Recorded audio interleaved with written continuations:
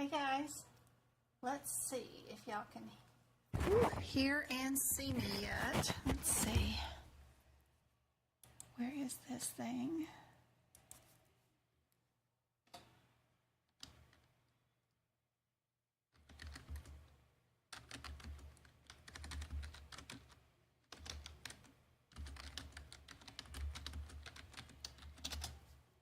Hey guys, just seeing if you guys can hear and see me yet. Y'all see the starting screen? Yay. Howdy, howdy. Hey Eva. Hey Jen. Hey Tracy. Hey April. Hey Anna. Hey Sony. Go Kart. Good to see you. Hey Erin. Hey Patrice. Hey Baines. Hey Eva. Georgina, good to see you. Hey Tracy. Aisha. Anna, Eva, Deep, good to see you. Missy, who's already passed her CPC, good to see you. Hey Renee. Hey Erin.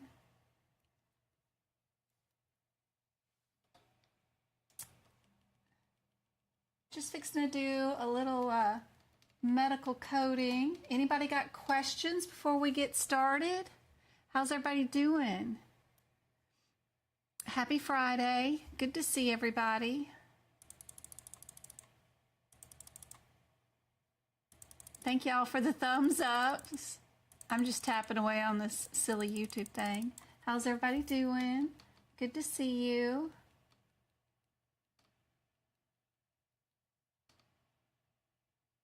We're going to do some medical coding, practice questions. Anybody got any?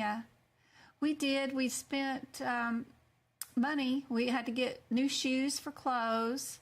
We had to get, the normals, pens, pencils, backpacks, shirts, socks, undies, all the stuff we've neglected since Christmas that we haven't picked up again. So it's always an expense. We went to one of the restaurants that in Vegas that on TikTok that Keith Lee went to, one of his very first ones, the Frankensteins or Frankensons or whatever. We went there to eat, and it happened to be his birthday, so that was really cool. And then a animal enforcement officer lady came in, and I purchased her lunch just because I do it once a year. Usually I get a police officer. The boys have a grandfather who passed away who was a police officer in Cleveland, Ohio. Not on my side of the family, but their side of the family. So once a year when I'm out in a restaurant, if I see a police officer fixing to pick up lunch or something, I always buy his lunch or her lunch, whatever. So that was the closest I could find. I haven't been out of the house in a while. And she came in with all the gear on, and she had a big truck, with animal control. And so I scooped in and went and bought her lunch for, it was like $26, not a big deal. But the guy at the register, Mr. Frank, he came back over to me and he said, you made her cry. I don't know. It was happy tears, but anyway, I guess they were having a really bad day, her and her partner, and they were there for comfort food or something. But anyway, I don't know but that was really cool. So that was the highlight of the trip was helping somebody out. So Frank, of course, brought us over 4 milkshakes and some garlic knots. So the boys were like, why did you buy her lunch? Because they saw my interaction, because it was a little awkward. It's awkward to walk up to somebody and say, can I buy your lunch? Because I'm just weird, let me buy your lunch. And they're like, why did you do that? Aren't you, and I'm like, well, the more positivity you put out in the world, the more you get back. And of course, it proved my point, because we ended up with free milkshakes and free garlic knots and all kinds of stuff. Frank was just eating away his profits. But that was fun. We swam in a swimming pool at the Airbnb, which was nice. It's a cute little bitty place, but it worked perfect for just one overnight stay. But I'm happy to be back here with you guys for a live. Yeah, I guess the animal control person was training a brand new trainee, and I guess that trainee was having a really bad day. I don't know what was going on, but the one that was training the newbie was the one that purchased lunch, was going to purchase lunch for both of them, and had called it in and was just doing it because that girl was having a bad day. And I ended up swooping in and doing that. So that was cool. I was happy about that. I was happy I made their day. Whatever was going on, I hope it got better after that. And then Travis bought a ton of crazy clothes at Hot Topic because that's the kind of kid he is. And then James went to the Nike store, of course, and he just wanted, regular sport shirts and shorts and tennis shoes. I forgot that I need to get them a specific color pair of shorts and a color top for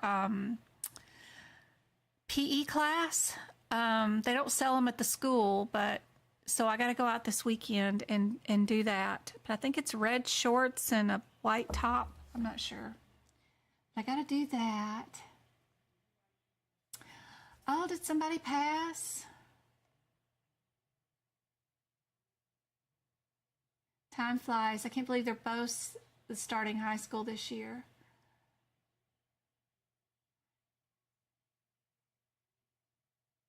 Alvin Bailey. Yay! I'm so glad my videos helped out so much. That's awesome. Had you taken the exam before? It's just curious. Sounds like it got you over the hump. So that's awesome. Hey, Brittany. Good to see you. You take it for the 6th time in the morning. You're so nervous. Well, everybody in chat knows all the anatomy terms. They can start typing away to tell you to study for tomorrow. Be sure and look at maybe the Botox injections codes. That could be important. Be sure and look at NCCI and its definition, HIPAA, and modifier for MODIFIE, modifier for ABNs,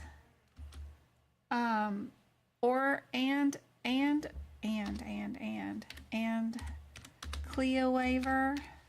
I'll start stuttering here. And SH modifier. Oh.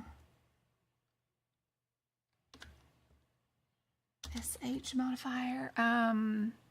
Oh yeah, ALS and BLS. Be sure and look that up. And then you guys know all the anatomy terms. Your husband's retired law enforcement. Aw, that's awesome. I always try to do something because both the boys have his name in their name. Both the boys have James in their name. So even though he went by the name Jim, but his name was James, but everybody called him Jim. I don't know why. I guess it's one of those police officer things. They always change each other's names for some reason. But yeah, we try to do that once a year. And I know it's been a long time since I've done that. Hey, Tammy, good to see you. Hey, Prince. Good to see you.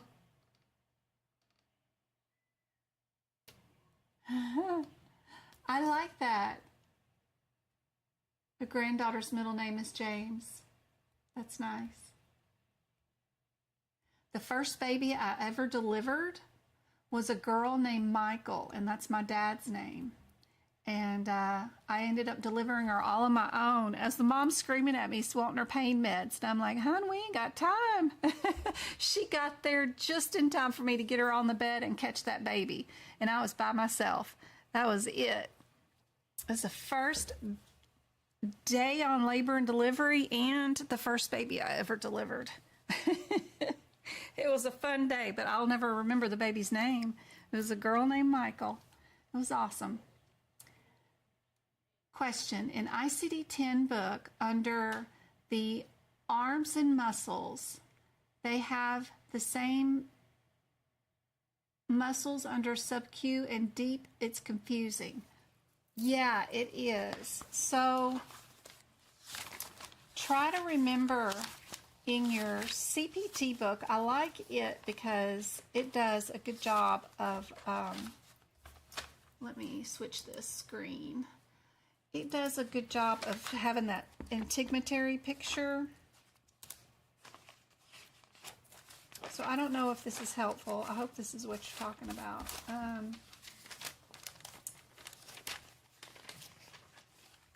This integumentary picture that they have here if you're in the AMA 2023 CPT book, I'm on page 75. And what I did was I took the epidermis and the dermis, and you see where there's a little bitty dash here in the middle underneath dermis, and before you get to subcutaneous tissue, it's a tiny little dash. But anything above that dash is coated in the 1000s in the integumentary, and below that dash, where it says subcutaneous tissue and down, is coated in the 2000s, 20,000s in musculoskeletal. So remember that integumentary is the dermis and the epidermis, which just has your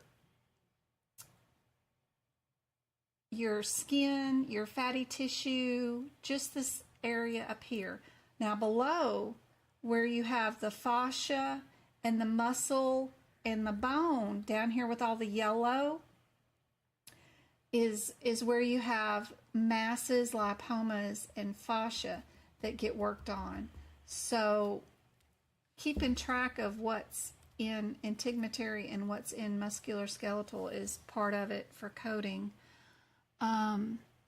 Your question, under the arm muscles, they have the same muscles, yep, as superficial and deep. Yeah. Think about your arm too when you're doing this. What would be considered deep is more of the muscle in the middle of your arm than the outer layers muscles. The outer layers are going to end up being more superficial, and anything deep is going to be in the center of your arm or leg. Think about that too. Maybe that will help. But yes, a lot of them do have the same names and same areas. And then in the ICD-10 book, they have that question on pocket prep about which one is the muscle for your, I think it's that question that's on pocket prep about which one is a deep muscle and which one is superficial. So right here, your extender digitorum, because it's in the middle, is going to be more of a deep muscle than any of the minimum right there. Anything on the exterior is more superficial. The ones in the middle are the deeper ones. I really should go through here and mark which ones are deep and which one are SubQ. That would be helpful probably for you guys too. That's a good idea. Put that on my to-do list. To do, which muscles are deep? Okay. Keep with the questions coming. Let me go yell at my kid real quick because he's making all kinds of racket. Travis, bedroom, now. I'm live.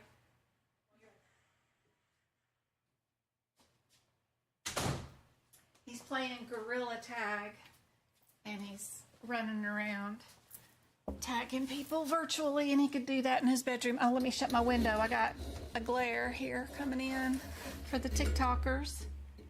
Your biggest problem is coding for hypertension and CKD. Any tips? Yeah, absolutely. I do have tips for that. So if you have problems with it, I do have notes that can fix that for you. But I know financially y'all are hit like crazy with a ton of expenses trying to get this certification. So if you can't afford my notes, I teach you how to do it and make these notes yourself. You can go to my website at medicalcodingbyjen.com, go to the resources tab, and then go to the page that says CPT Book Prep. Now that same page, I have ICD-10 Book Prep on there also. So that is super helpful. It will show you what I'm fixing to show you now. So what I do in my ICD-10 book is whatever it is. It could be, you know, diabetes, CKD, anything. I go to that particular diagnosis page and I write every guideline with all those codes, like my underdosing here. I'm on the diabetes, the E09 through E12. Here I have underdosing, overdosing.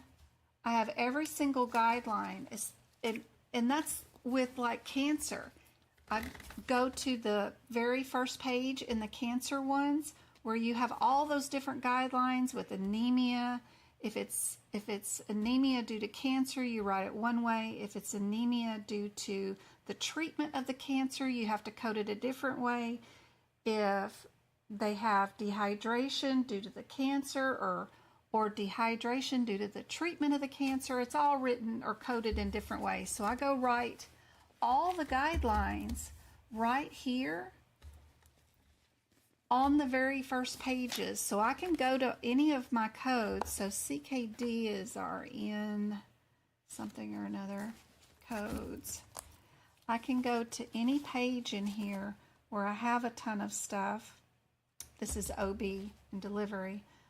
I wrote all the hypertension, diabetes ones there too, under the regular diabetes ones, and then I write them again under OB too.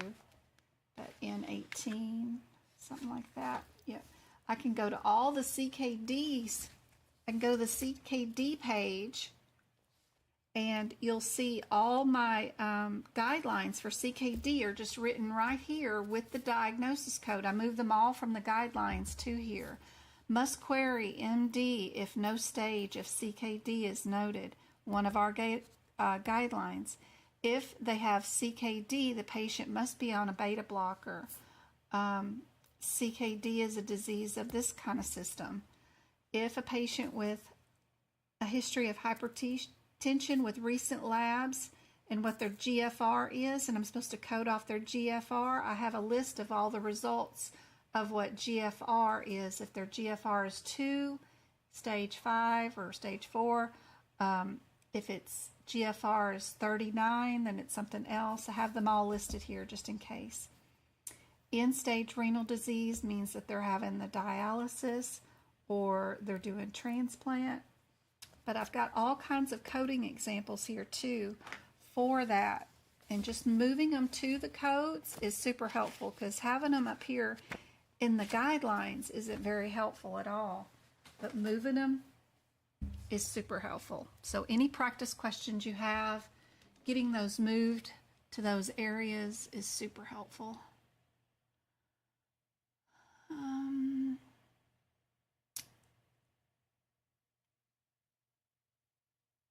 You love the duck classes. That's awesome. Go Cart. We start back not this Friday, but next Friday.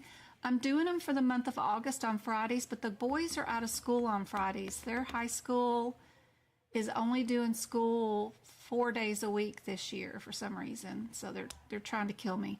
But so I need to switch those duck classes for September and all the rest of the months. So I don't know what day I want to do it. Whatever. I need to do a poll and see what day is best for you guys. Monday, Tuesday, Wednesday, or Thursday at 8:30. But you guys let me know, and I can make it one of those days. Probably not Mondays. Nobody likes Mondays, but Tuesday, Wednesday, or Thursday. Let me know what your preference is.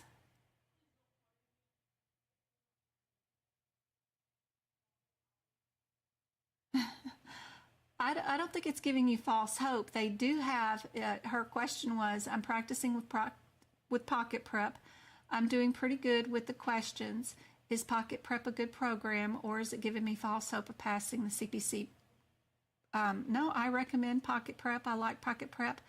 I have changed some of their E&M questions. They weren't quite up to par this year, so I've fixed about 8 of those questions so far.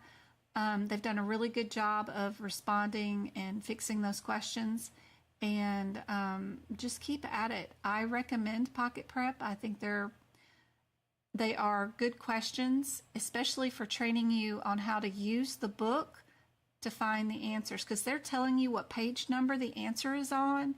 Be sure you pay attention to that rationale. Go to the page number in the book and look for the answer on that page, because that will train you. Because what if you get a question like that on the exam? You'll know better about how to utilize your books and find answers when no one's around to help you. So remember, your books are your Google, so get everything you can in there that you might need, but organize it and get it to where you know where everything's at. I bet you're super nervous about your exam tomorrow. You're going to do great, Dev. You've been here for so long, watching all these lives. You're going to do great. Duck class is an advanced class that I do. It's $5. It's 2 hours. It's extra bonus, but it's advanced classes and advanced questions for people who have already taken the exam and have failed and need to come and learn what they did wrong on the exam and how they can correct their strategies and face difficult questions with either help from me or some strategies that I can teach you in the book, like the process of elimination. But even if you don't want to use that process, I show you what I mean by headers over descriptors and other things that are super helpful with passing the exam and help you with your time. So that's what my intention is for those classes. Of course, you can come in. It's a small group. I only let 30 in, but you can come in if you've not taken the exam before, if you want to participate. But that's my ideal person. It's not somebody who doesn't know what medical coding is, hasn't gotten their exam scheduled yet, who hasn't done any notes in their books. That's not what the class is for. The class is for somebody that's advanced, that knows what they're doing, sort of, and just needs help with being able to pass the certification exam. So that's what it's there for. And to book that, you can book those on my website, again at medicalcodingbyjen.com, and you go to the tutoring tab, and that's where those are at. It drives me batty that AAPC doesn't clearly list the correct answers in their practice exams. You have to read through the rationale. Yeah, Aaron. We found another question that was marked wrong in the rationale today. We sent in a request with Victoria. I'm hoping she got my email to send AAPC. There's 2 questions that have small errors in it, but it's enough to make you go, what? And not understand what's going on in the question. I put one of them in today's set of questions to show you why it's wrong. I think it's on exam C, and it's an E&M question, which makes a big difference. You want those to be correct and correct rationale every single time, but it's still incorrect. And here it is, July 28th, and it's incorrect. So we'll go over that one in a minute.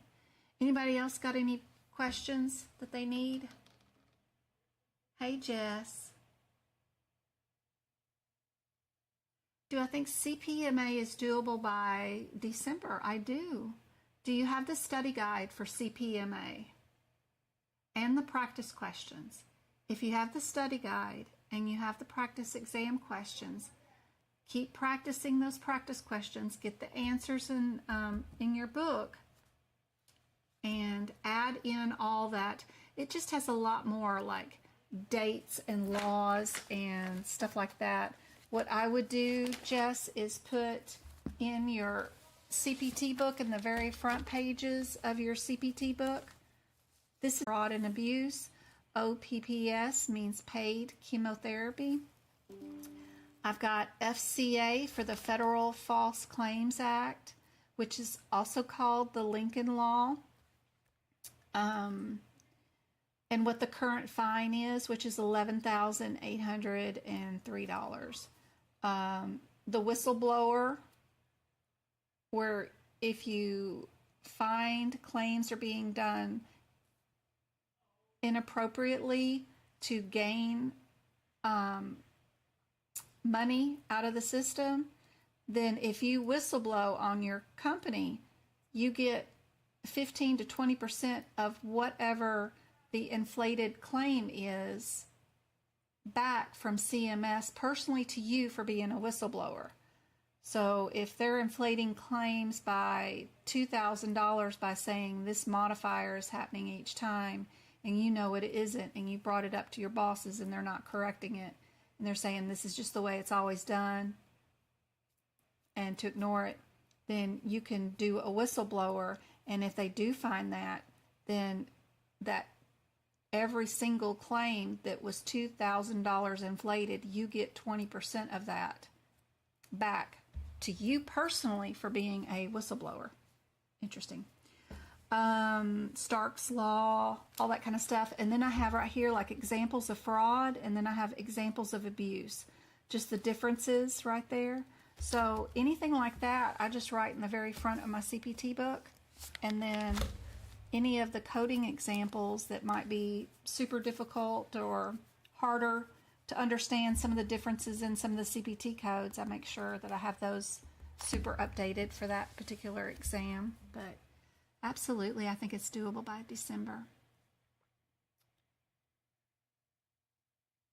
Any day is good for me.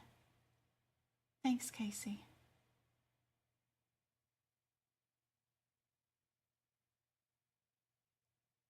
No, they do not let you look at your exam and know what you did wrong with it. Now, you do get an idea. They will break down your score in all 17 areas, and if you make, 66% in E&M, then out of 6 questions, you got, 2 or 3 wrong. You can do the math and you can figure out which ones you probably sort of got wrong or right. You can do the math and figure out that you got, 1 question wrong if it's an 83. Those kind of things. So in HitPix, there's only like 3 questions. So you just divide by however many questions. I have a problem with E&M. If I paid from your website, do I need anything else? I have a problem with E&M. If I paid from your website, do I need anything else? Well, you have to practice the questions. My E&M notes are great, but you're going to need to know, practice your E&M questions. But the E&M notes are great. I mean, they tell you what to look for if you're paying attention. Like new patient right here, the header. Things that you need to look for is when when the question says insurance company requires, first time, take over care, and patient decides to get a second opinion. Now you need to know that that means if you see any of those situations, that means that nobody gets a consultation code and everybody gets a new patient billable code. You need to understand what I'm saying when I have my notes written out for you. What the heck is she talking about there? And that's why watching my lives helps out. So if a doctor is taking over care of another patient, they do not get a consultation. They don't get to bill back here in the 9924 or whatever, or 34. And then if a patient decides to get a second opinion themselves, they still don't get a consultation code. If an insurance company requires a second opinion, they do not get a consultation code. They have to bill from the new patient. So one of these 99202s and stuff like that. My notes do a lot, but you still got to do your own homework here and work out what I'm saying, and keep watching the lives and practice those E&M questions with me for sure.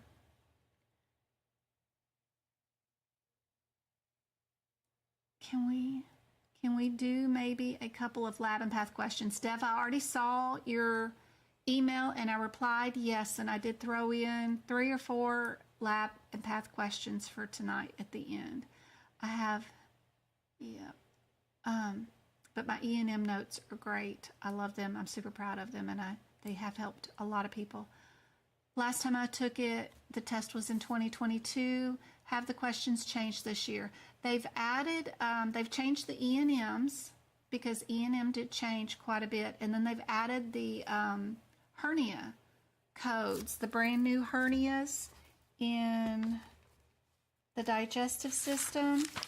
So one of the questions, I believe, is either the 49614 or 49592. One of those, something around in here. So they've added the new hernia codes, and then of course all the E&Ms times have changed, and then they deleted a lot of codes. Like we don't have any of these 99318s, 99334s, the 99325s. We deleted all of those. The 99340s, deleted all of those codes. We deleted about 10 pages of E&M. So, and then we updated times on all this stuff. ER now has a nurse visit. So the 99281 is a nurse visit, and so is your 99211. That's a nurse visit. So those two codes don't require MDM, but all the other E&M ones do. So that's a new important update.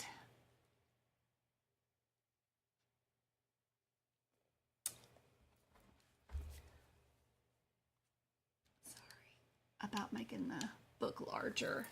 I don't know. I can make a section of it larger. I don't have enough desk space here with everything that's going on with the TikTok camera and yours guys' cameras, and to leave chat up to where y'all can see the questions, but I can make it a little bit larger for you. All my practice questions, let's go on and put the first one up for tonight so y'all can work on this one. All my practice questions can be from CPMA, COC, CIC, CCS. I put questions in all of my live lessons from a range of coding certifications to capture a lot from all of the certifications. So you'll see one here tonight from CPMA also, Melissa. So I just try to do because the point is, when I took my CPC exam, I didn't need it for my job, and I did it because it was during COVID, and some of my annual audits, all of my annual audits got canceled in 2019. So I was just looking for something to do, and I didn't want to learn medical coding because it's absolutely not something I ever wanted to do in my whole entire life, was to know how to code or bill. Not my thing. But I wanted to pass the certification. So the point and the way that I teach is from the exam point of view. Even if you don't know anything about medical coding, you could still pass the exam if you know how to take the exam from the exam point of view. So even if my questions aren't currently related to CPMA, how I go about answering them, I could utilize all my tools and go take any of these certifications and be able to pass, at least with a 70, just based off these techniques from not reading the question, because if y'all are sitting there reading the question, y'all are doing it wrong. You go straight to the answers first.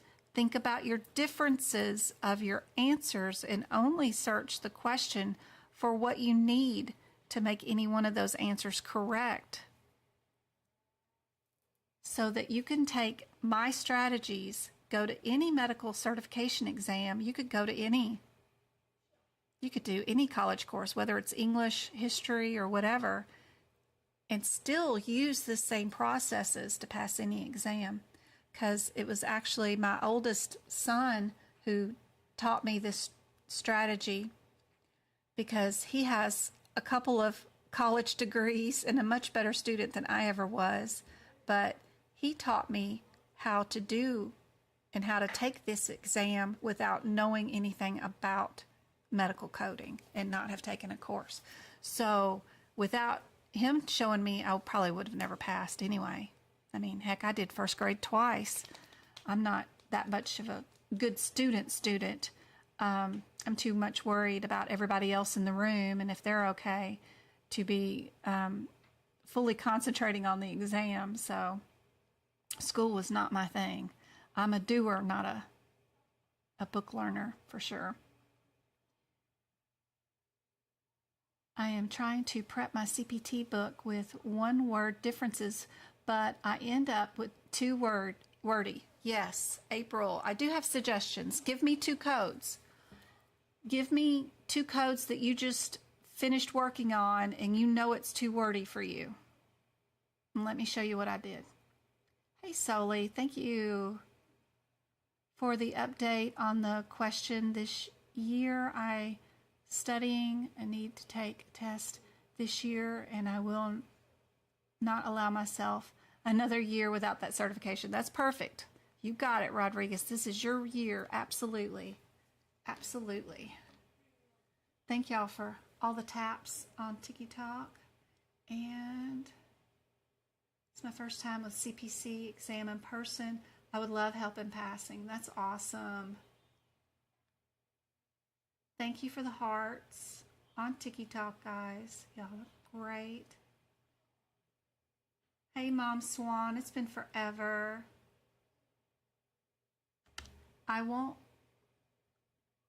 You don't want to take the CPMA online, you're going to take it in person?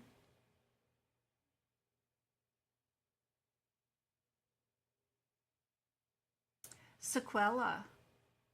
Yes, and I do have a one-sheet guideline on Sequela on my website. If you go to that resource tab and go to that page where it says CPT Book Prep, it's all free. Down at the bottom, I have a one-page sheet with an example of what Sequela means and how to code it. You've been doing billing. Millie has been doing billing for 22 years. Now she's ready to code. Bless your heart. That's awesome. Hey, Twinkle, good to see you. It's been a while, Swans. I am do you have to be a coder before becoming an auditor? No, I was an auditor for a decade before I became a coder. I only did it because when I go to medical conferences and I usually win awards in California when we go to medical conferences. And then, of course, people are coming up to you wanting to introduce themselves to you, and they ask you who you are. And then one of the very first questions I get is, are you a coder? Are you a CPC? And I'm like, no, I'm not. I'm clinical, but I'm not a coder. And they kind of look at me funny because I play with codes all day long because I do HEDIS measures. HEDIS measures are category 2 codes in the back of the book, but I'm not a coder. But now I am, but I just did it so that when I'm at conferences and people ask me that question, I can just say yes and then move on with my day. So it's not awkward and I don't know how to answer their questions about, no, I'm not a coder. But I don't code. I don't do any coding. I don't do billing. I don't do coding. All I am is a medical chart auditor. So it's just one of the questions they keep asking me all the time. So that's the reason I'm here. And then I saw so many people suffering to pass this exam during COVID, and I felt compelled to do a TikTok video, and then that turned into YouTube videos. So people were like, tell me more, tell me more. Melissa says she failed her first try, but she got a 69.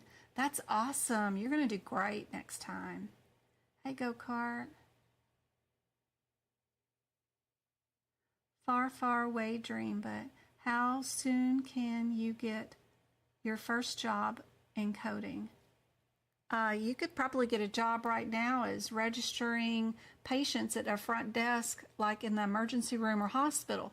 Go on and get your foot in the door, or doing customer service on the phone with CVS, or I post a bunch of job openings that don't even require a CPC in our job resources room. I even have free certification things that you can get from CMS. If you haven't joined the Discord group, that's something you should join. It's in the bio of my YouTube channel, and it's also on my website under social media. There is just a ton of resources in my Discord group, and it's completely free for you guys. You got your cup, TJ. That's awesome. I'm so happy. Credentials for auditing, you either need to be a clinical person, like a nurse, registered nurse, something like that in LVN, or you can become a CPMA from AAPC. Thank you, Twinkle. She's giving out YouTube memberships. YouTube memberships are changing a bit.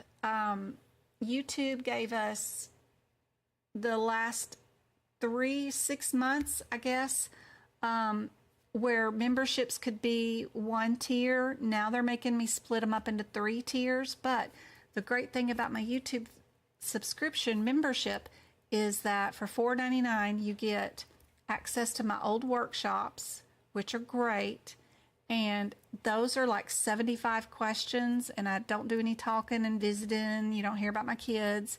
We just go from question to question where you can pause the screen and try to do the question yourself and then see if you got the answer right. It's a great way to concentrate and study on one subject at a time.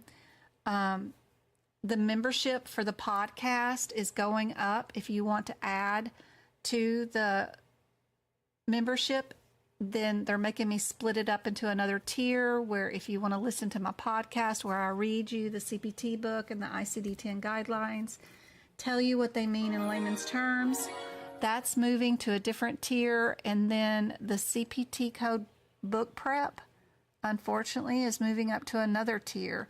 So anyway, I'm trying to talk YouTube into not moving me to tiered memberships, and that I want everything to stay at the $4.99 thing, and we'll see how that goes with them. But I'm thinking that they're separating all my crap out. But anyway, I'm trying to get them to not do that.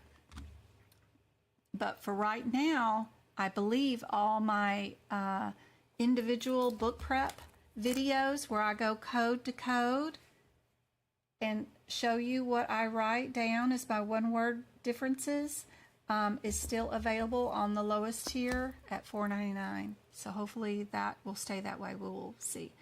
Where is my person who asked me about the one-word differences and having trouble? April. April, where are you, dear?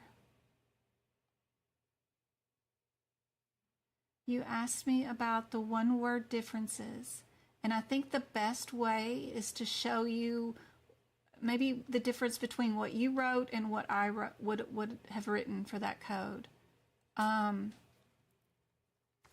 Give me some CPT codes.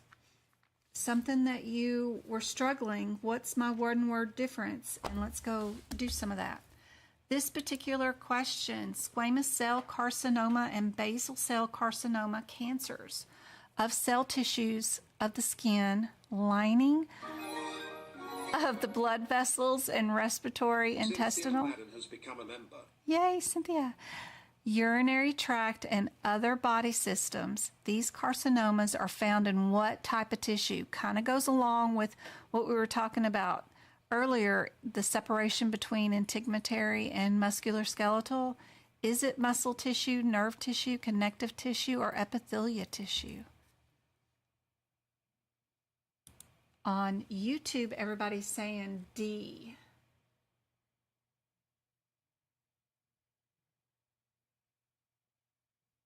Coco's mom has been an auditor, and she's had her CPC since 2006. That's awesome.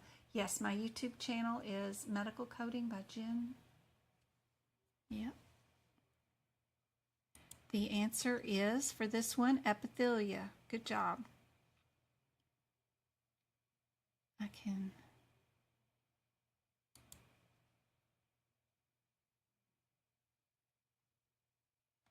get y'all the YouTube link too.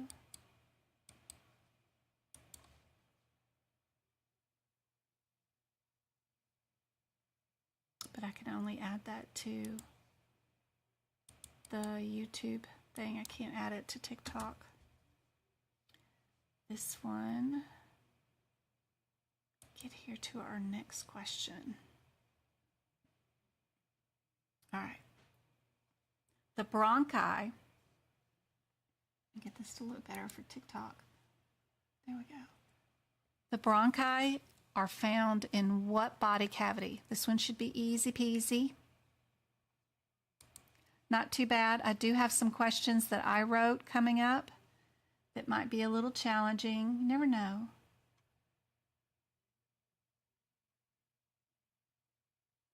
Flower Power won the membership. Yay. Let's see.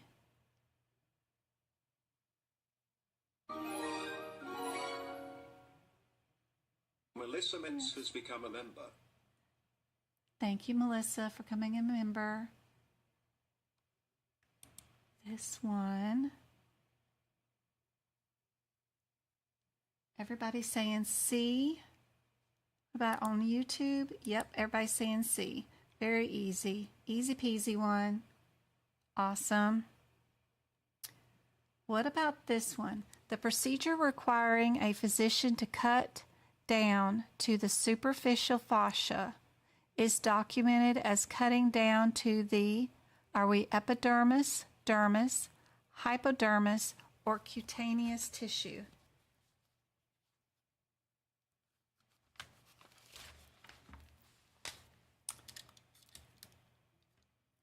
This right here is where you need to be.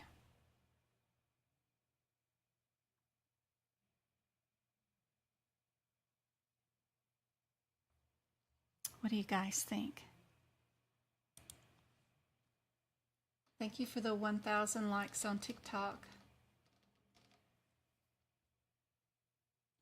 I took an AAPC instructor-led course for coding. I was disappointed, and I felt like the instructor was more about making the money from the students. I'm so glad I found you. Oh, that's awesome. Thank you, Shannon. I hope to help you out.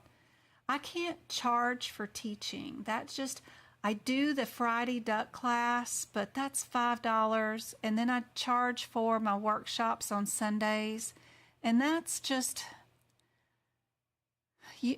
more so from family pressure than anything else because of the time spent preparing for those classes. I mean, I already prepare, classes for 3 days a week.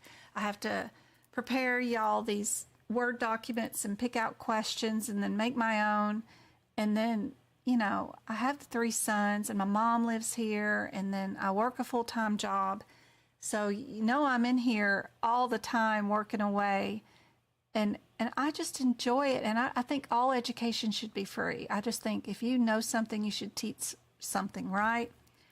But I try my best. I could not charge somebody $3,000 for a medical coding course. There's no way. Even if I quit my auditing job and started to do this as a career, as a real instructor, there's no way I would do that. No way. No way. I don't know.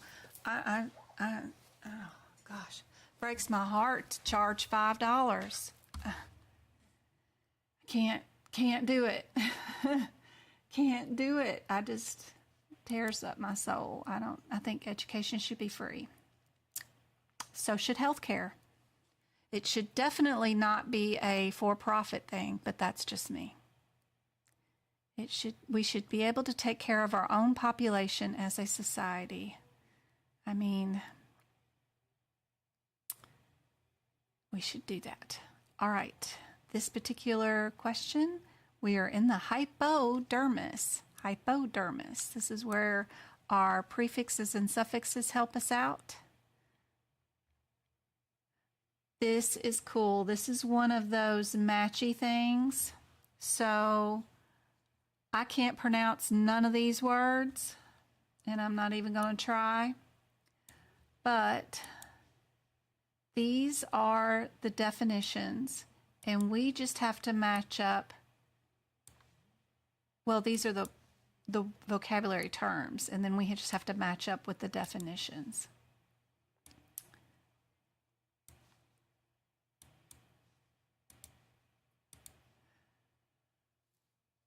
So let's see.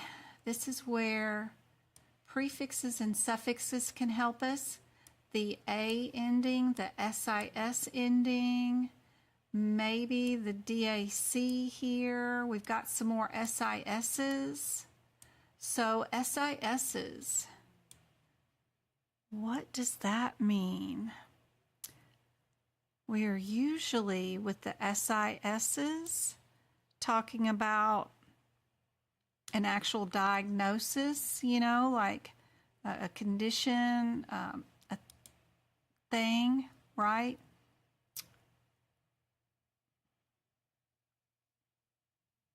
What do we think about the first one? Is it A, B, C, D, or E? A is an abnormal anterior curvature of the spine, usually the lumbar. B is pain around and in the cartilage. C is abnormal curvature. So we have 2 curvatures, one of the thoracic spine and one of the anterior curvature of the spine, but it's lumbar. So one's lumbar and one's thoracic. So we have 2 curvatures. And then we've got one that's pertaining to a finger or a toe and another one containing to a joint. I was born in New York, if you can believe that, and then raised in Tennessee near Elvis Presley's house in Memphis, really close. And I lived in California till 2013, and then I've been in Arizona since then. So I haven't been to Memphis since 9/11 happened. About a month before then, I moved to Cali. So I don't know how many years ago that is, but it's been a long time. But I still get asked quite often, where am I from? I wasn't in New York very long. first year of the life while Dad was in Vietnam. We were at Air Force Base up there. So.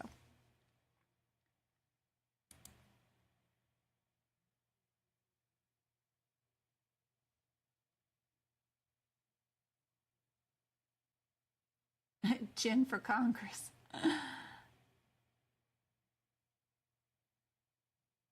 I wouldn't get a foot in the door. They would not let me in because I would make all colleges, all healthcare, all free. There would be no expense for training. If you were a kid who wanted to be an astronaut or a doctor or whatever, there should be no cost in training you to be that. We as a society should nurture and encourage education for whatever they want to be. It doesn't matter. That's crazy. But yeah, they would not let me in the door. All right.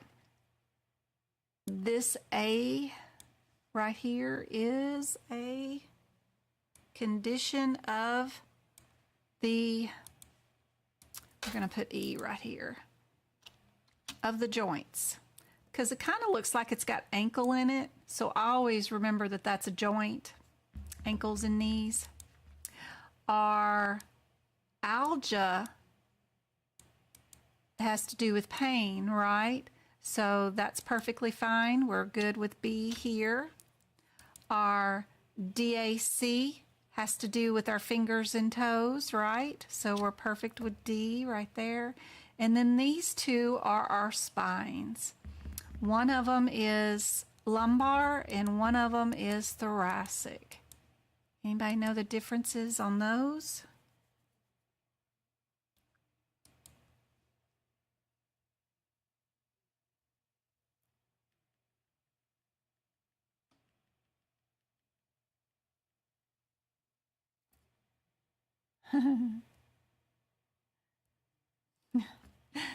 Thanks, Jennifer. You're awesome.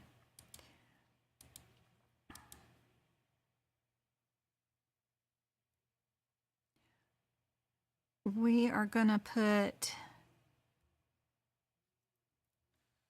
C by the thoracic. And we're going to put lumbar with the one that has the L in it, right? I do have a definition sheet here so that y'all can screenshot that. That's got the word with the definition correctly across from it so that y'all can screenshot it if you want it.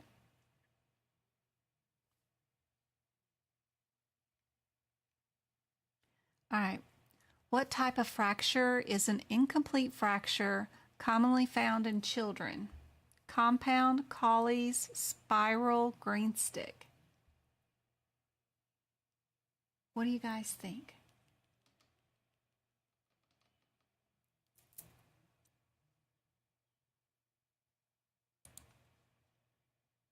Howdy, Love Muffin. Good to see you.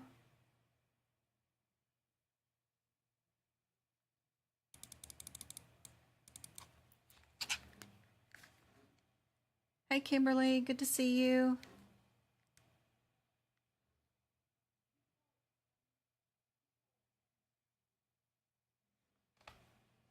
Thanks, Go-Kart. Twinkle for vice president, right? Green stick. Good job. Everybody knew that one. What's an example of a long bone? Is it your metacarpals, vertebral, carpals, or patella?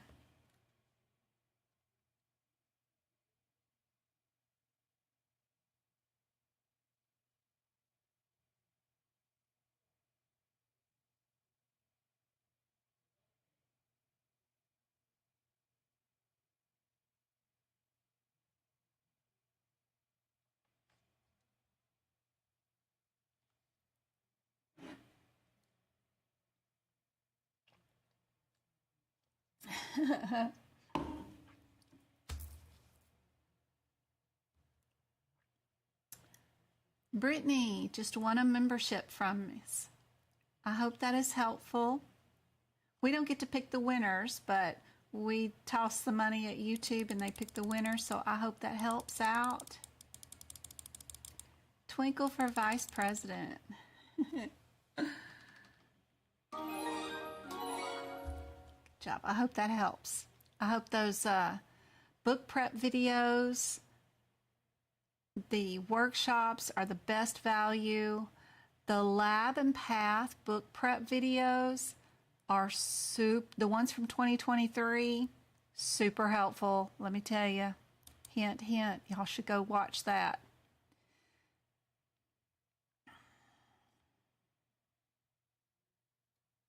Metacarpals. Those are the long bones. They are named for their shape, not their size. They're the long bones found in your hand. Anybody get A as their answer? I saw a couple. Nancy did. A couple on TikTok did. Tammy and Dash. Good job, guys. Good job, trendsetter. Good to see you. This is a question that somebody sent me, wanted me to do for the live in an email. So my process that I do is I don't look at the question at all, and we pretty much put blinders on and not worry about too much that's going on in the question after the first code. We need to worry about our first code that comes up in the question first before we worry about moving on to the next ones.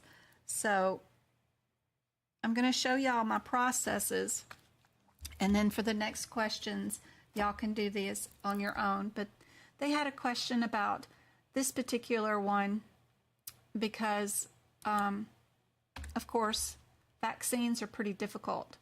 But the first thing I like to look at when I see that we are doing vaccines, and I know this is because of this 460 code and the 471. So if we look in the back of our book in the medicine section, we go to the 904, we have administration codes for giving vaccines.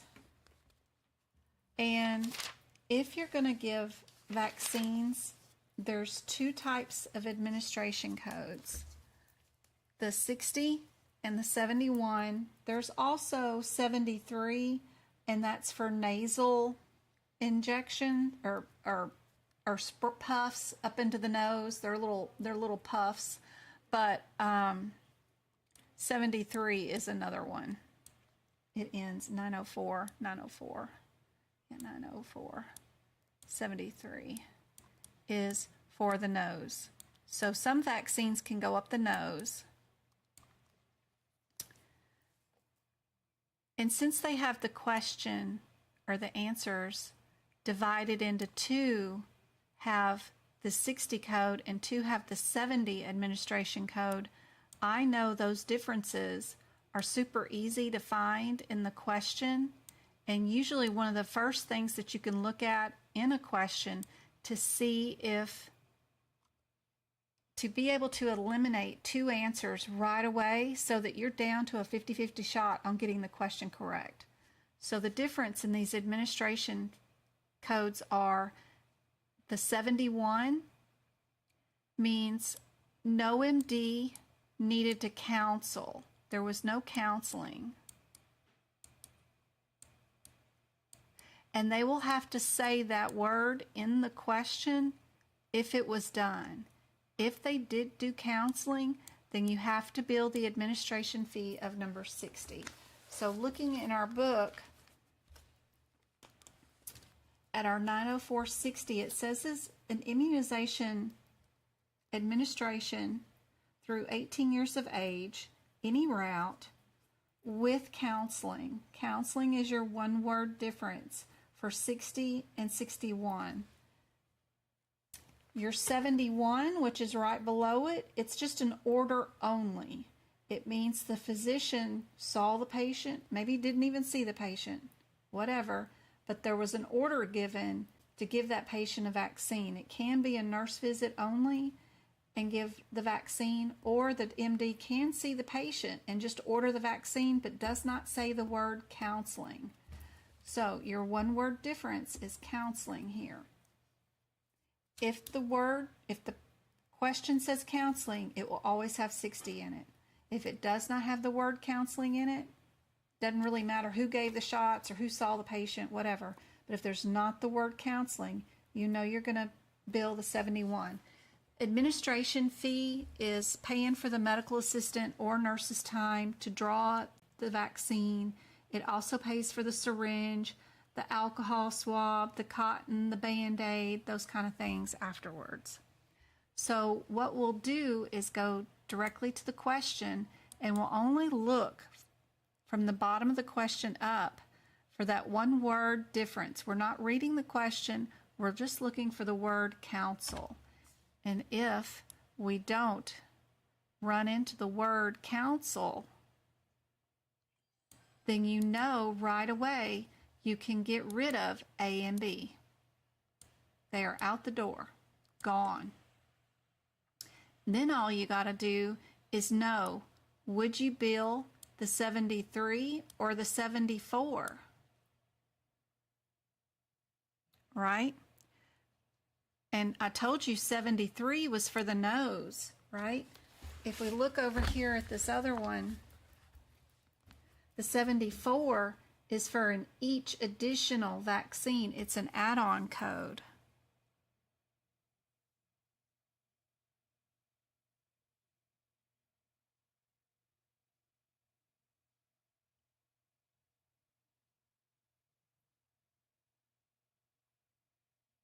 $73 is for nasal. Are any of these vaccines, did any of them get given in the nose? We've got subcutaneous for varicella. We've got a live vaccine administered in the nose. We do have an influenza in the nose.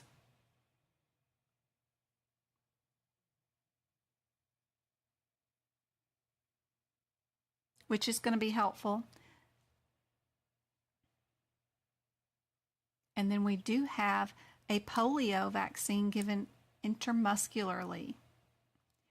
Our only differences between answers C and D actually are just whether we can add this add-on code, or do we have to code the 73, or if that's too confusing, we can just look at the differences between the 60 and the 58 here, because the 16 is all the same, that's the same, that's the same, and that's the same. So our differences between the 90660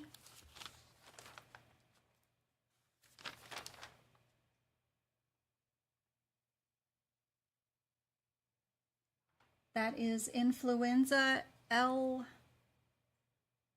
LAIV3, which is what they are saying right here. That is our 60. If we look at our 58, it is called, the 58 is called IIV3, which is not what we did. We did the LAIV3, which matches. And it just came down to that. So our answer is C for that one. So the only thing I really needed to look up was whether we did counseling or not, and then the differences between the influenza is easy enough to decide.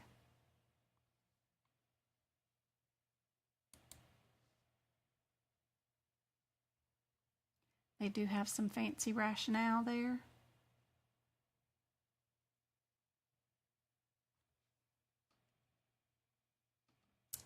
Thank you for the TGI Fridays. Thank you, Trendsetter. You're awesome.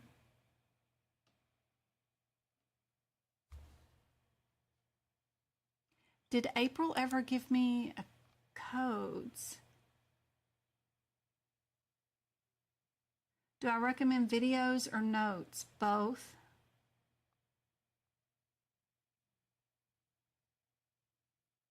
Did April ever give me codes about the differences and looking at the one-word differences?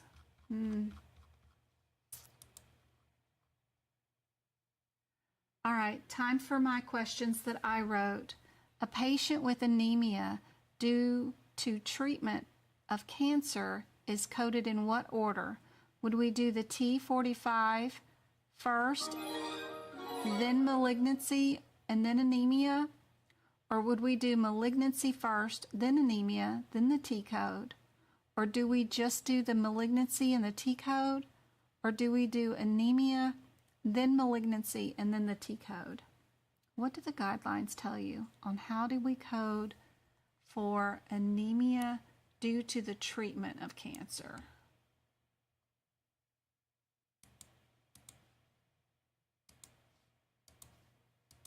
How would we handle that one?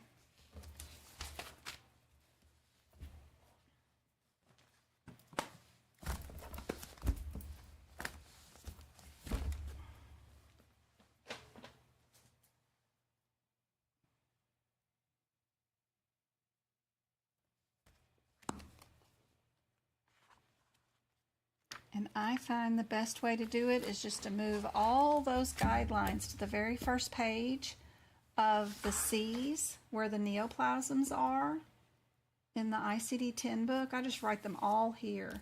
And they have a whole note page available on the side that you can write a ton of notes on.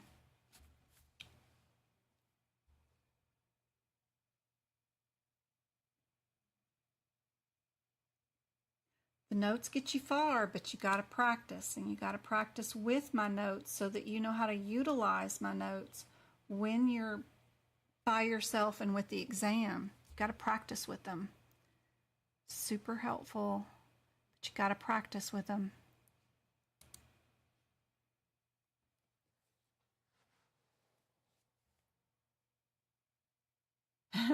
This question is perfect.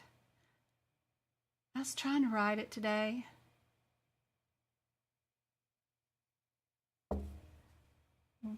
I've got a gamut of answers. Are these, with this question, B's, D's?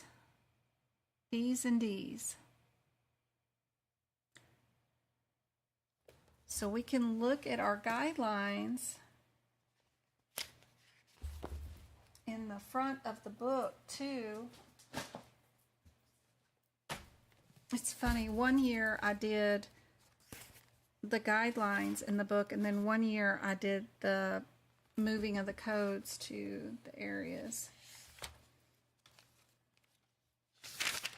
So I got to have open 2 ICD-10 books in order to do these questions. All right, so we were gonna be somewhere around G11 for our guidelines for our cancer, but I recommend moving them all to the codes in the book. That way they're there and you don't have to go look at the guidelines in the guideline area, which can be all confusing. But move them there to these pages. A or C.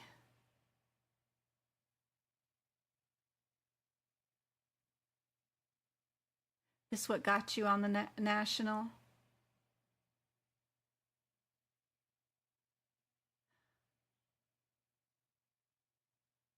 Yeah, the ICD-10 notes.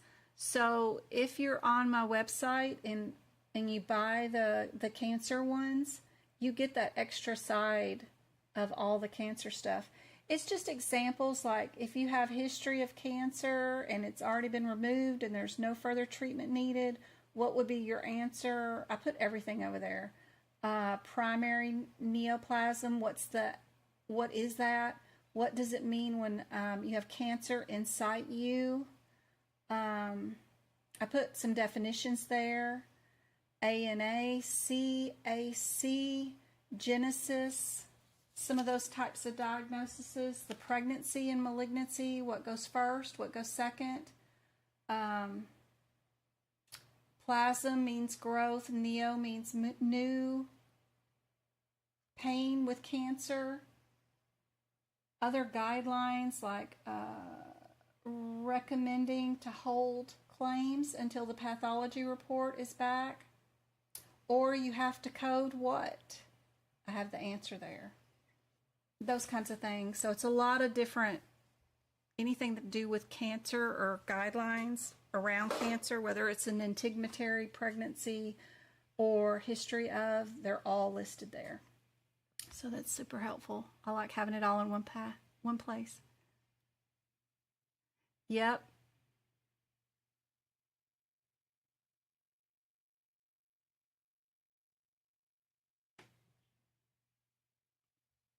So for this particular answer, I didn't see very many, but a few got it. Moga, I can every time, every answer is correct with her. She does such a good job.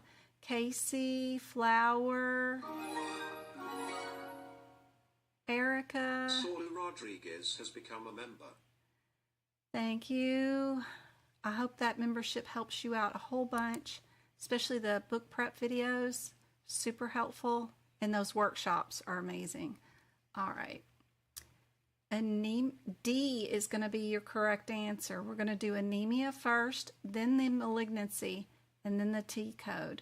You can find your answers with the AAPC ICD-10 2023 on page G11.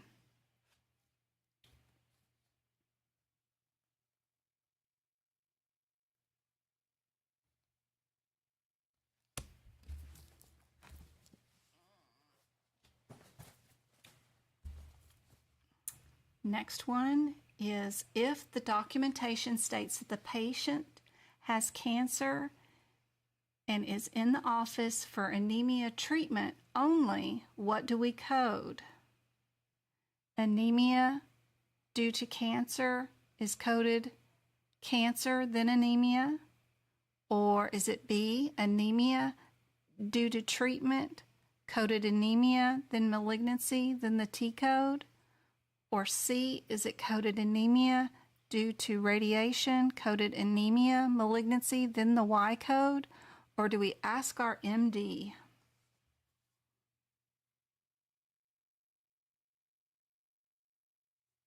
Or do you refer to my notes?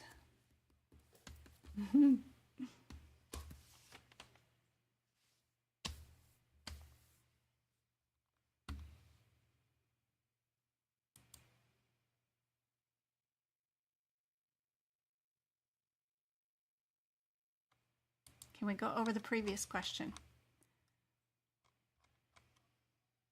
A patient with anemia due to treatment of cancer, how would you code it? So our guideline states anemia due to treatment of cancer. You code anemia first, then malignancy, then you do the T code. And it's also in your guidelines on G11. G11.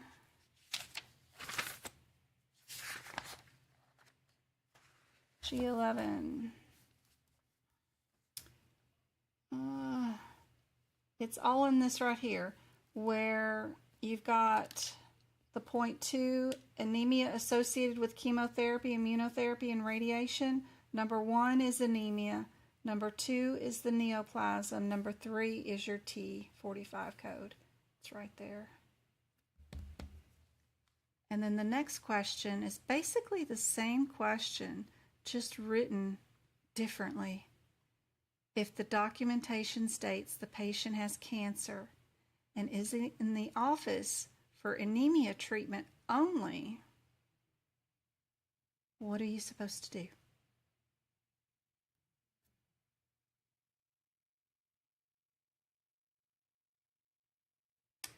And it's the very next sentence, when the admission or encounter for management of the anemia associated.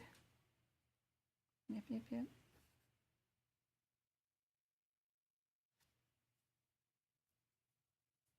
And when the encounter or management of the anemia is associated with radiotherapy, it could be a Y code. They separate it out, whether it's chemotherapy and immunotherapy is a T code, and then radiation treatment is a Y code.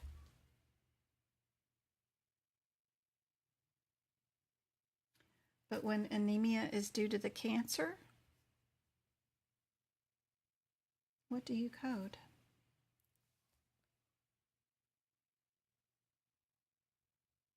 This one's A. Anemia due to cancer. It's coded cancer, then the anemia.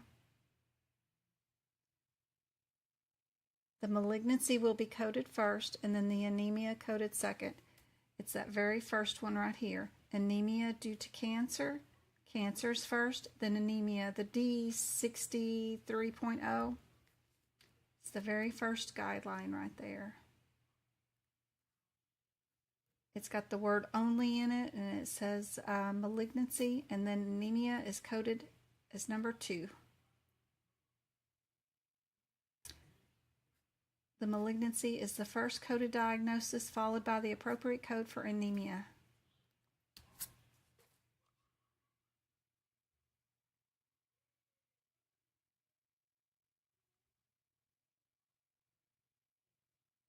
Those are my own questions that I wrote. I don't think AAPC will have anything that difficult on the exam, but I thought it was good practice. I wrote this one too. Place of occurrence is coded. Is it coded first, second, third, or fourth? Place of occurrence. So when you're sequencing an accident that somebody had, where does the place happen? Do we code it first, second, third, or fourth?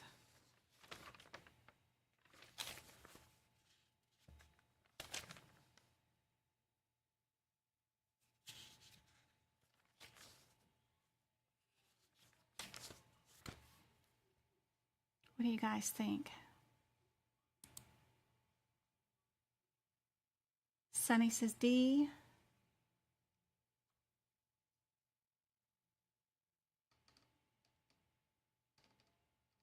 I don't think it's hard, Kiwi.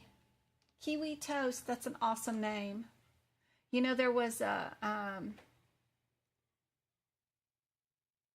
I was looking up the best code names for spy stuff one time when I was trying to make me a name on a gaming site to play checkers with my oldest son. I wanted something cool that he would appreciate.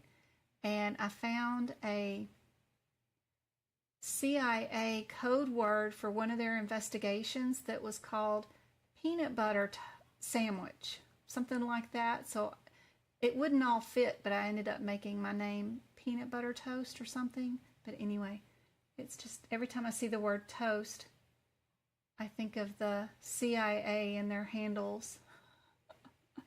It's funny what kind of stuff is out there on the internet. Excellent question. Yay. I'm so glad you like it. Fourth.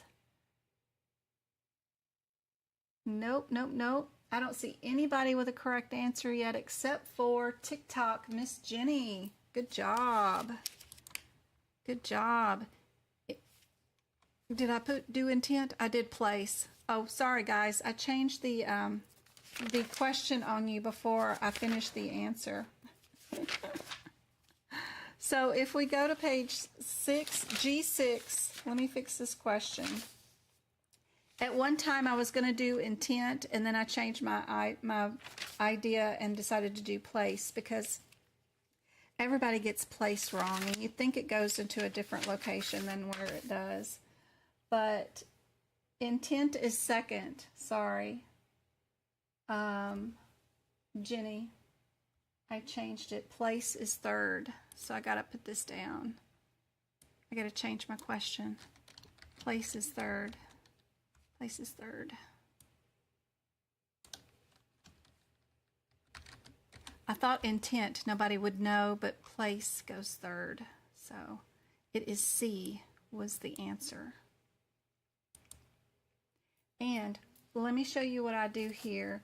On my website, let me see if I can show you guys real quick. See where are we at? I think we can be there. Yeah. Does that help? No, that didn't help.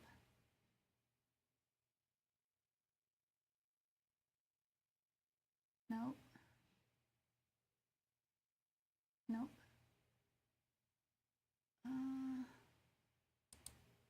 I really want to go there, but nope, that won't help. We don't want to do the chat again. Discord won't help. Let me bring up this thing real quick. Let's see. That. And I want to go here. Will that help? There we go. Maybe. No. Nope, it keeps changing. Right there? Oh, yeah. Okay. If we go to the resource tab, go to the CPT Book Prep page, you just click on the picture and it'll give you the instructions on what I'm doing and how to book your prep your book. But also ICD-10 is right here. And there's the Sequela one sheet that you can bring up too.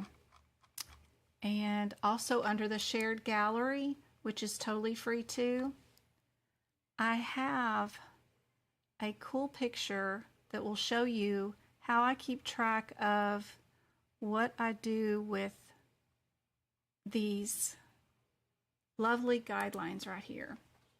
So these guidelines have 5 different ways to code, and you have to keep them all in order, and it's really hard to keep them all in order, right? Because they tell you 5 different things need to be in order. The cause of the injury, then intent is second, the place is third, the activity that was happening, like playing baseball, is fourth, and then the status of the patient, which means like if they're a volunteer, if they were a referee, whatever, that goes fifth. So you got to remember that so that you can pick them out when you code. So what I do is I move that guideline, of course, to the areas of the book where I'm going to need them. So if you go to your index for injuries, which you've got an extra index, you have the alphabetical index that's in the front of the book, and then you've got your cancer index, and then you've got a third index of your injuries.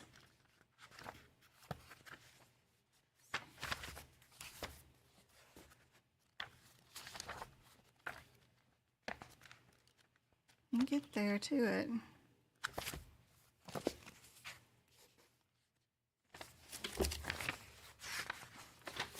I moved that guideline to that index, and then I color coded the codes. Like all the blues are intent, and then you can find the pinks.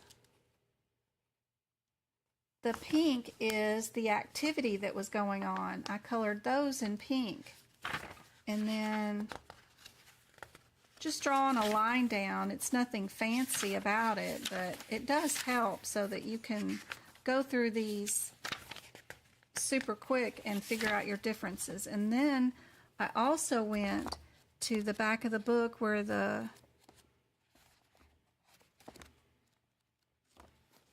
T codes are at, where you have chapter 19 and 20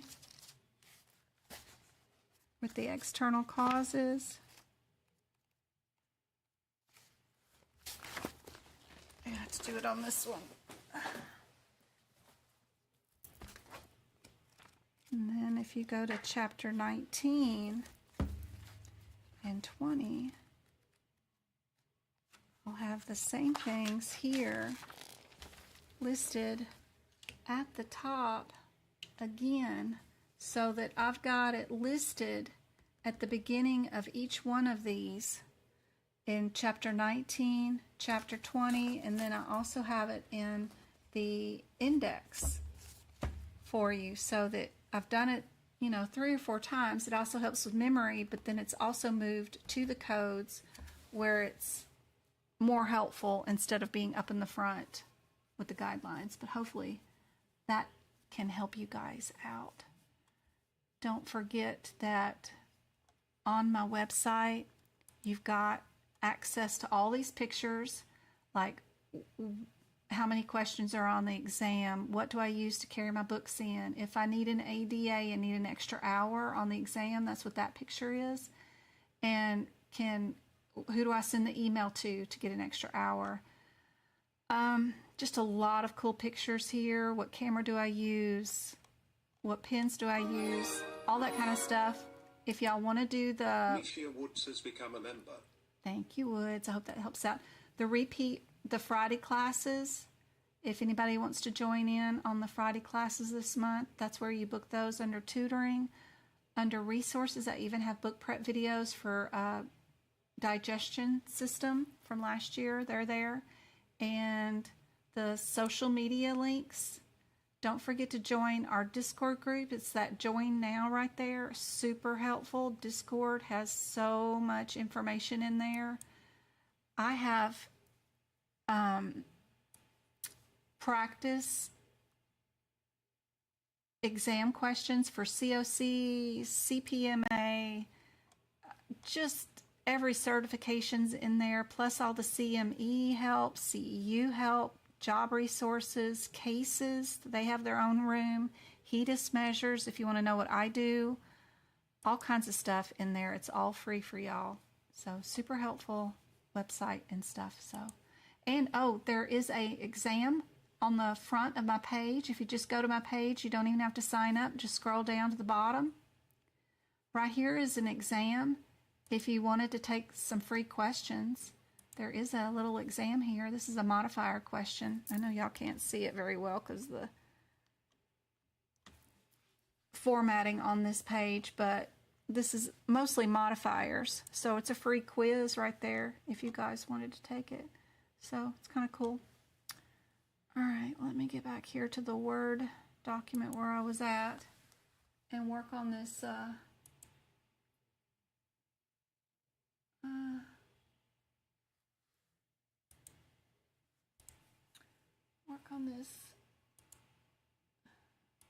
There we go. Question for today. Place of occurrence was third. So that changed the answer to C. Place of occurrence. I almost did intent, but I switched the question. All right. Next question. Today's visit can be documented as insufficient renal, acute, and chronic. True or false? Where would you find that answer?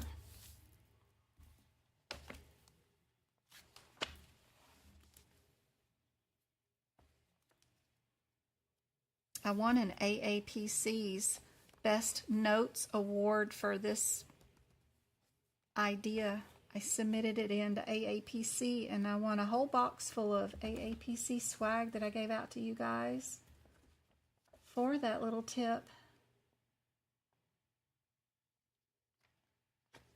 Took them 6 months to send me the stuff, but I got the swag. Let's go to insufficiency. A, B, C, D, E, F.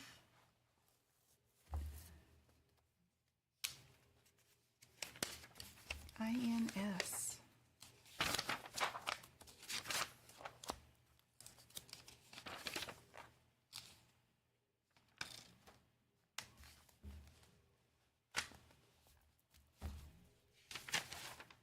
What book is this? This is 2022. Wrong book. I want the 2023.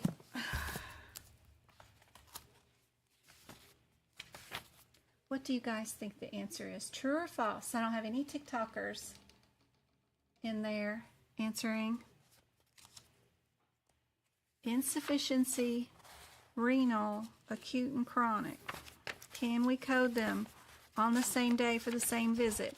You guys know we have that guideline for acute and chronic, and it says right here that if for acute and chronic, if the same condition is described as both acute and chronic, and separate sub-entries exist in the alphabetical index, the same indentation level, code both and sequence acute first. We code acute first and then chronic. According to that guideline and what we find in our index, can we code these two? Here's insufficiency. If you're in the AAPC ICD-10 for 2023, I'm on page 235.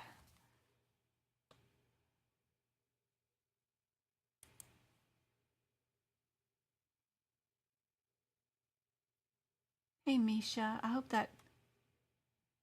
Ooh, you got access to the podcast, too. That's awesome.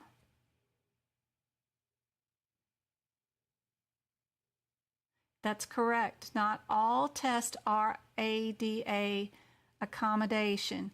Just because you have the approval for ADA does not mean that the exam that you have booked is ADA accommodating. You have to verify with your proctor before you go for that exam to verify that they will stay an extra hour later and will accommodate you. They don't have to. That is true.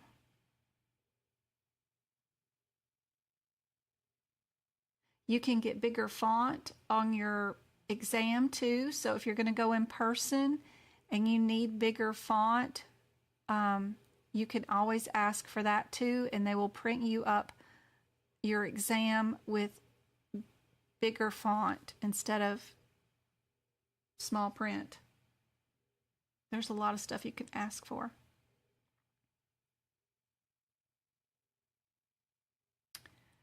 Flower, don't remember that your diagnosis is protected and you don't have to give any at all diagnosis. The example that I have given is IBS, and she had her doctor fill in all the gross details of all of her IBS issues.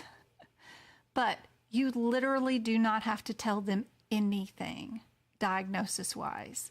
You just need a physician to sign a note on some sort of letterhead, and it can be just a prescription that just says, please allow for ADA allowance for 1 extra hour on their exam, and sign it, whatever. That's all. There is, your diagnosis is protected by HIPAA. They can't force you to say any kind of diagnosis. So, Erin, this guideline is on the very first where is that one?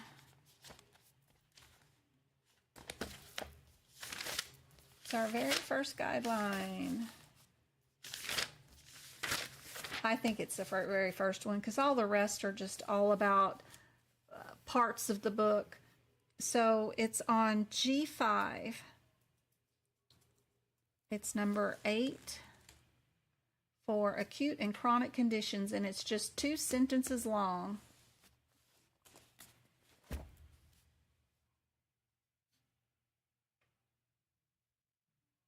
But yes, anxiety could definitely get you an extra hour, I'm assuming. You just need a physician, nurse practitioner, a friend of a friend with access to a medical letterhead that will type you up something on a PDF and sign it and scan it and send it to you so that you can send it to AAPC.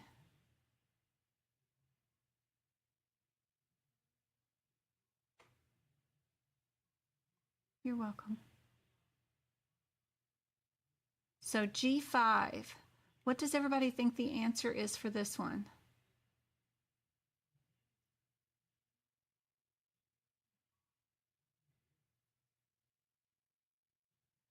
Flower, don't forget that real life coding has no place on this exam. Your question was, how is place third for only for diagnosis codes that fit, only 4 diagnosis codes fit on an HCFA. You are putting real life scenarios in on a fictitious game, This exam has absolutely nothing to do with real life, real coding issues. You have to learn how to pick out the most correct answer,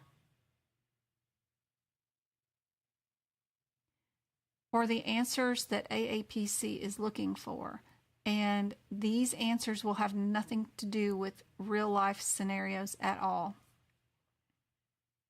And that's why a lot of people struggle with passing this exam, especially if they've been a biller for a long time, because they have all this gained knowledge on payer information, which has no place in this exam at all.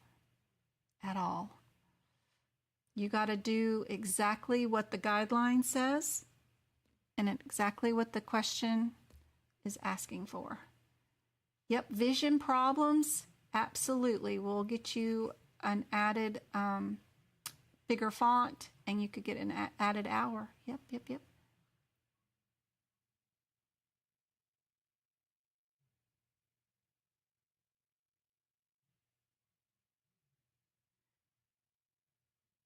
Yeah, I'm sure it is a scare tactic.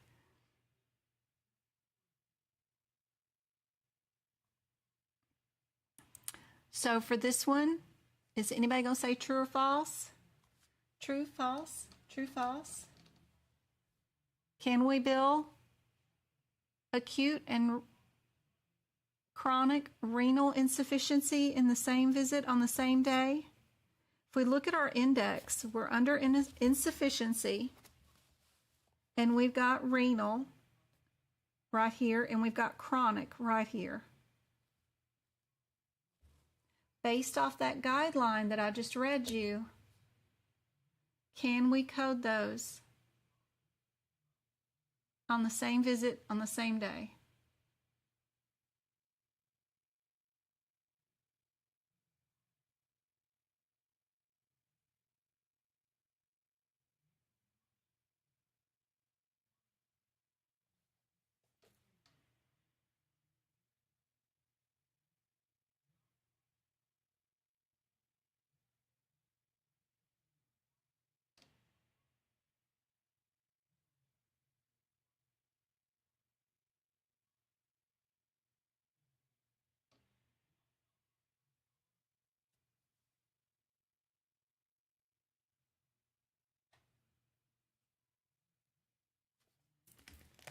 So our guideline said that we needed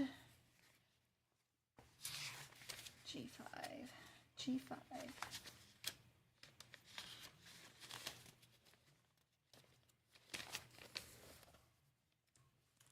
It said if the same condition is described as both subacute and chronic, and separate subentries exist in the alphabetical index at the same indention level, then code both. Are these at the same indention level? The renal acute in 28.9 and the chronic in 18.9? If you look at their indention levels, the acute is on that yellow line, where chronic is indented over and it's not sitting on that yellow indented line. Then that means you cannot code these on the same day for the same visit. An example of what it would look like if you could code them on the same visit on the same day. Let's see. Go to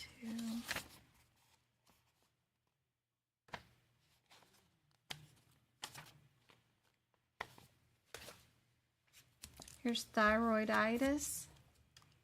If you look at it, it's acute and chronic.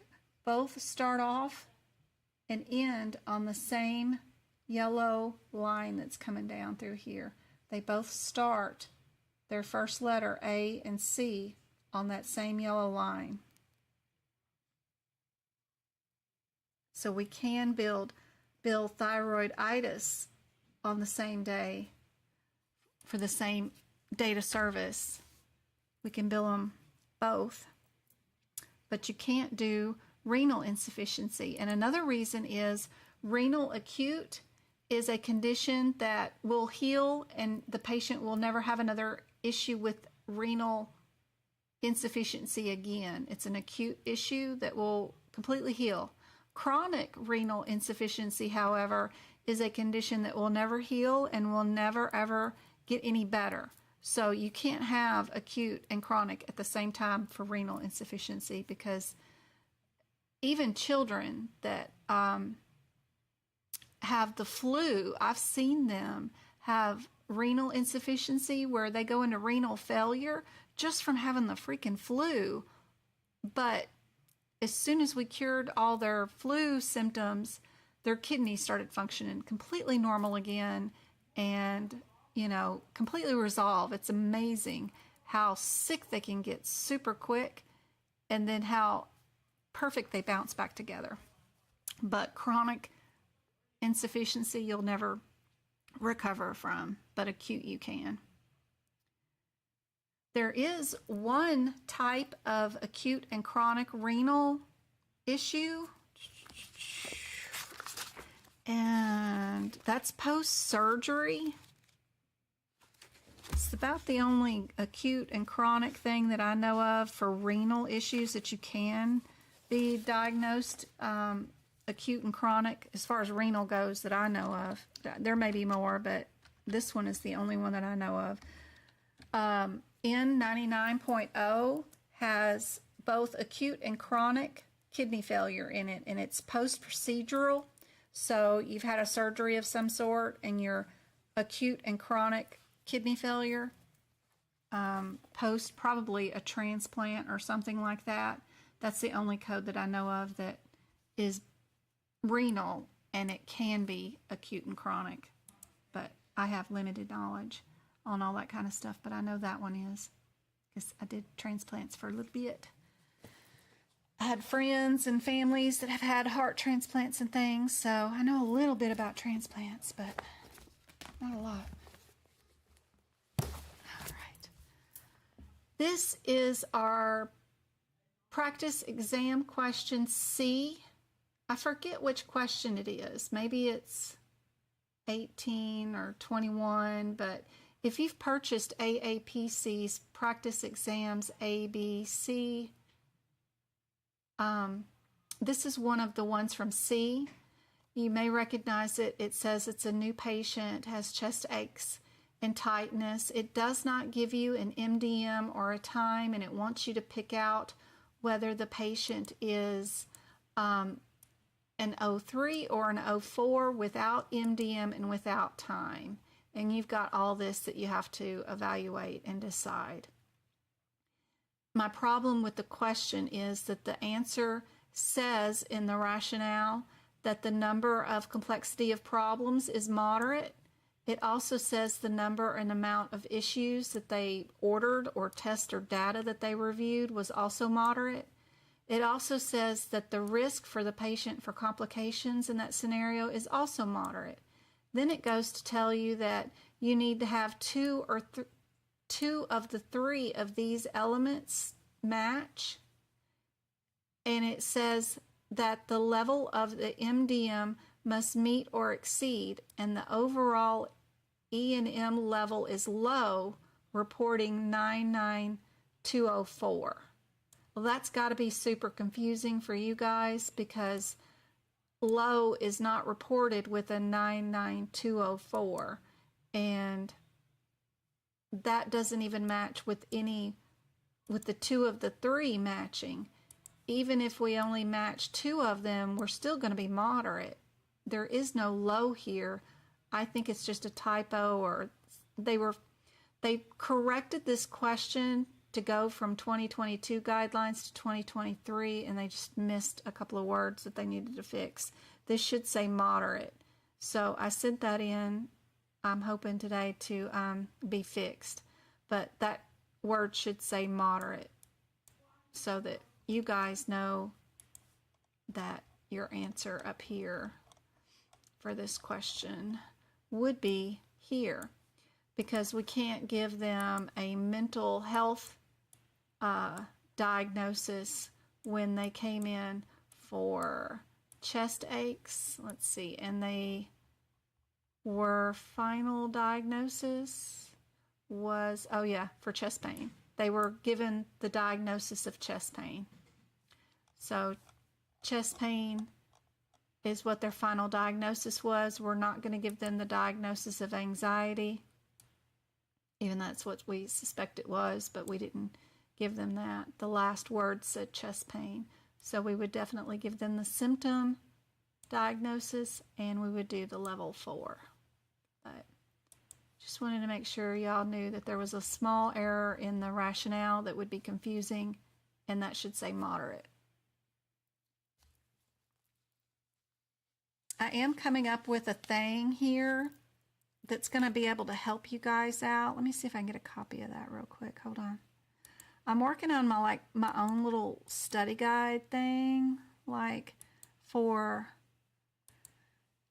CPC or something that might help. And I think something like this would help. So if you had a checklist with that when you didn't have MDM and you didn't have time, but if you had a self-limited minor problem, that gets you 1 point. If you ended up being a stable, improving issue, you'd have 1 point. Something that was worsening, getting worse, you're going to give yourself 2 points. But this way, you'd know if you added up how many points, would you be minimal, limited, low, moderate, that kind of stuff.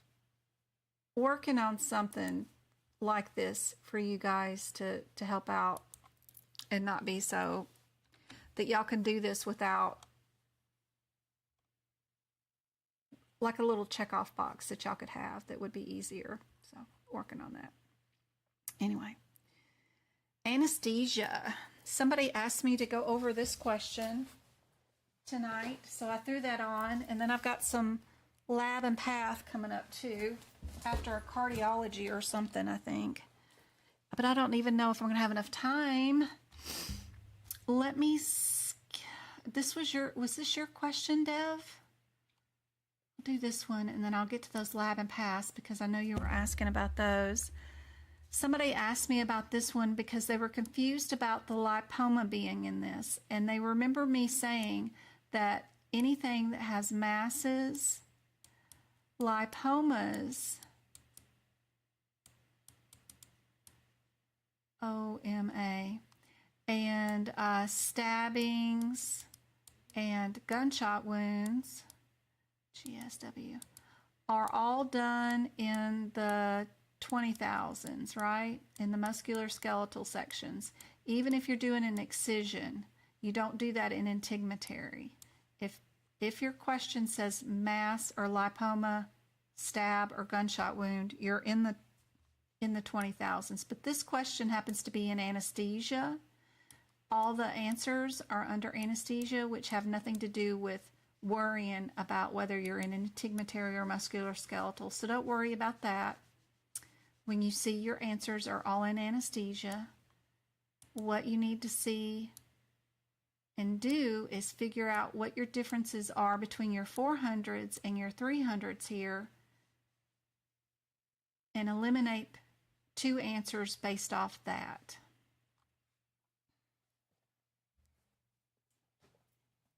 I know I throw a lot of info at you guys all the time, and then it all gets crossed between other conversations and other codes. So what's our differences between those 2 anesthesia codes? So we got 00300 and 00400. So 1's in the neck, and then the 400s is under shoulder, thoracic. So this is a perfect example where you don't worry about the CPT code descriptor, and if you're reading it, that's wrong. When you've got a header difference, clear your header first. The 400 is under thoracic, shoulder, chest wall, and then the 300s is under neck. Clear those first before you worry about the individual CPT code descriptors, because those can be confusing. So are we in the chest area or are we in the neck area? Where is this lipoma? It's in the chest. So you know right away, easy peasy, that you can get rid of C and D. Take you 1 second to do that. Then you know it's just a difference of whether you add QS or not. And all you got to do is go look up your definition of QS. Hopefully you've moved all those definitions over to your anesthesia guidelines like I told you to. QS means MAC, M-A-C. Then you just check your question. Did you do MAC? Yes, you did. So then you know your answer is A, and it would take you 15 seconds to do that question. Super easy. And you only looked at 2 words. We would not have even noticed that the lipoma was in this question if you had done it with my process of looking at your headers first and only looking for the differences that those headers send you to look for in the question. You would never notice that a lipoma was in there if you'd have just looked for chest or neck and then look for your MAC. Then there's no confusion. All right, let me get down to lab and path questions real quick because somebody is wanting to do those before they have to do. This is just another screenshot for you guys. Common abbreviations for administration of terms like IA, intra-arterial, IM, IT, intra. It's just something for y'all to screenshot, and if you don't happen to know those definitions, you can move those to your books for whenever you get ready. But yeah, let me move past all these questions. I'll do these on Monday. But here's a lab and path question for tonight. Remember, if you're reading the question already, you're doing it wrong. Put your blinders on. Don't look at these questions. Let's go look at our differences between these CPT codes first. Get those differences down. And then look at your question. For only the differences of those CPT codes, I see that 2 of them are in the 60s. I would look up those 2 differences first, see if that's what we did before I went to my 42 and 74. It's just how I would do it. I'll let you guys work on this question while I answer questions and eventually get there to those codes. 88. Please practice trying not to look at these questions and only looking for the differences in what the codes are telling you. 60. What is 60? And then 64. 60 is any other sources. And then 64 is a manual slide.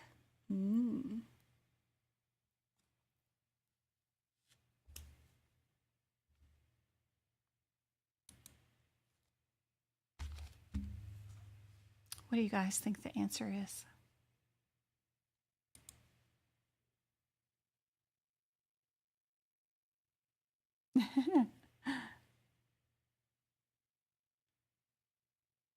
Great, perfect. That's how you have to do it, Dev. You're ready for tomorrow. What about this question?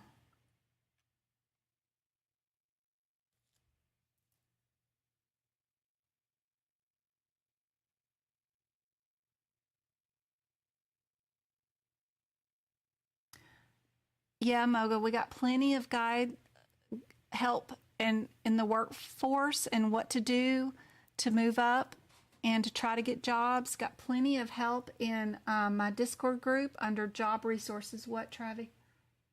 If your live stream was slowing down, it was because I was on YouTube. Sorry about that. Even though I know I'm supposed to. Bring me your cell phone. Okay. Now.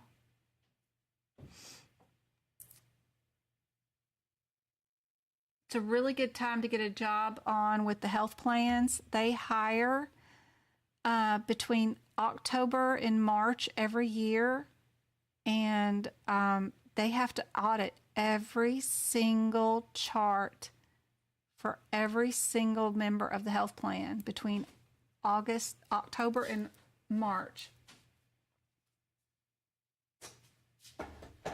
Mm-hmm.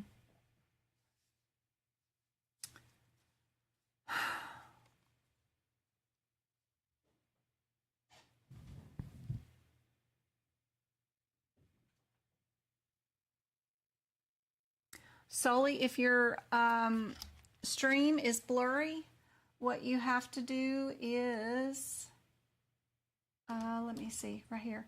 You have to tap on your YouTube at the top corner. You'll see that little wheel right there that'll pop up, and you change your quality of your stream from auto to higher picture quality, and that'll make it less blurry for you.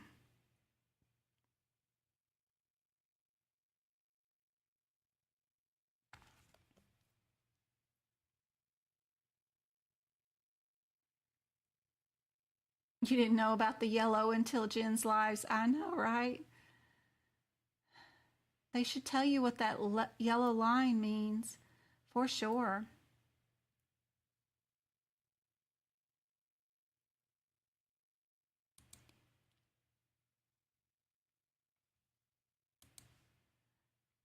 Y'all look up your differences. We do have C on this one, 88,174. It was not one of our 60s. Hopefully you ended up over there at your 174. It's also one of the codes that is known to normally be on the exam. I have down in my notes that this one is initial screening, and it's a liquid-based slide. The 75 is a rescreen. So when they do a rescreen and they have to redo it, it might be the 75. All right, what about this one for our influenza? Do you know your differences between all these CPT codes that test for influenza? We've got a lot of different header changes because every single second and third digit is different, which might change the headers. So I would clear the headers before the descriptors on this, if there was any.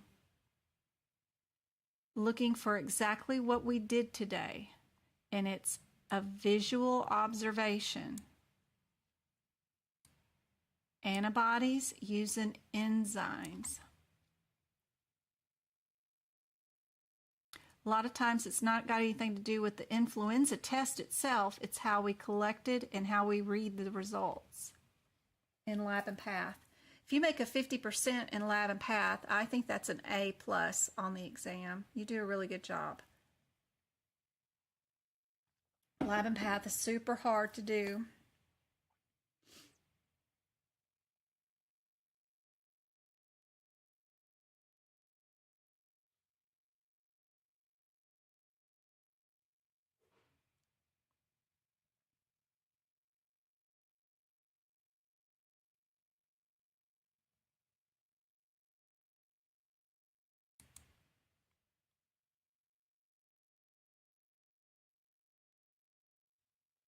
AMA, they have just a gray line. Well, at least they have a line. Who won? Mary. I hope that membership helps out a whole bunch. I hope you are able to access all of the repeat workshops, and they're super helpful for you guys. And your book prep videos, super helpful. Which influenza? I've got a B on TikTok. What about you guys? I've got an A on YouTube.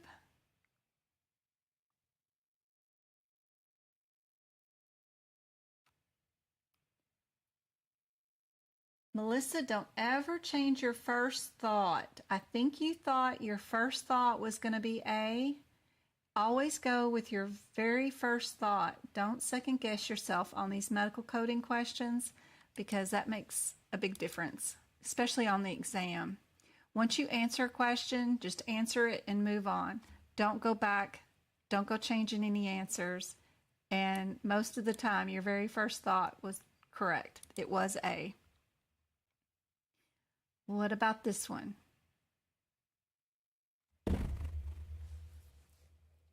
We've got a metabolic panel and a 24-hour urine protein.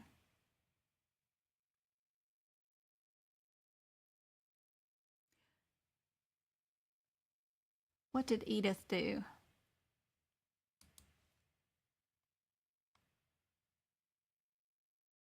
She passed her CCS. Oh, wow, that's awesome. That is a lot more difficult than the CPC, I think. It's a little bit more challenging.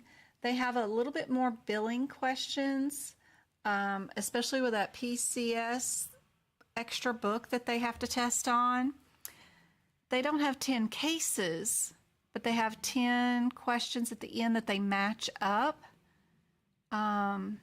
So it's a little bit more challenging, and they have to get a score of 300 to pass. So great job, Edith. Are you going to get CPC or maybe a CPMA or something else afterwards? Congratulations, last Sunday. That's awesome. So happy for you.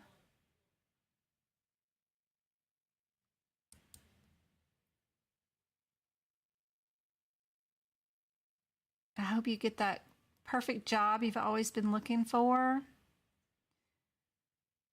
Some people are already in jobs. They just need to get their certification within a certain time too. You're very welcome. Happy to help. We've got a B and a D. You're retaking your CCA on August 10th. That's awesome, Melissa. I've got a whole room in my Discord group that is just completely full of CCS practice tips for you guys too. This is what the Discord looks like, and I'm just showing the TikTok people. They can only see it. I don't think you guys can see that on YouTube, but CCCS and CCA, you guys have your own practice room. I was shoving some stuff in there last night about fee schedules and ASC payments, some of the new regulations. I posted 2 of those links in there last night, but we've got 2 years of stuff. You can just scroll backwards and just keep I even attend some of you guys' workshops and stuff, and I have screenshots from some of the webinars that are put on that I put in here for you guys. So, and my favorite books, if you're studying, what I like and what I use. I really like that book. But there is a ton of practice questions and stuff in here for you CCS people too. So, yep. Be sure and join that Discord group. It's completely free. The answer to this one is B. You knew we were going to have 2 tests, right? So that eliminates A right out the bat because we had the metabolic panel and the 24-hour urine. Then it's just a matter of getting the 24-hour urine, really. Finding that particular test.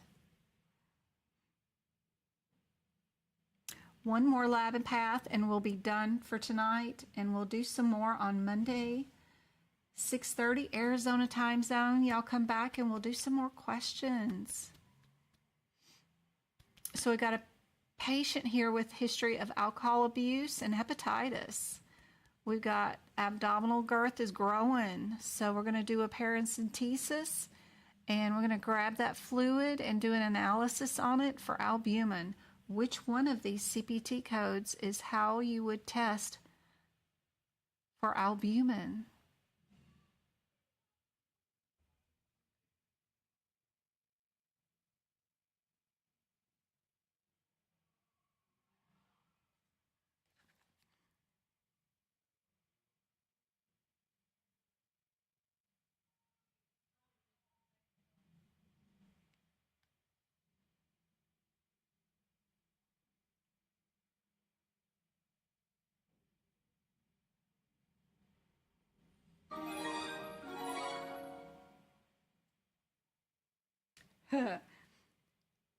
Twinkle's been working with me for a year now, so she gets to add that to her resume. Woohoo! That's awesome.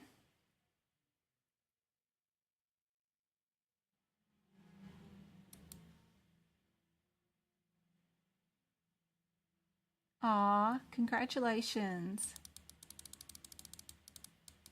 Matthew, I hope that helps you out a whole bunch. Be sure and check out the YouTube channel, see all the new videos that you have access to now.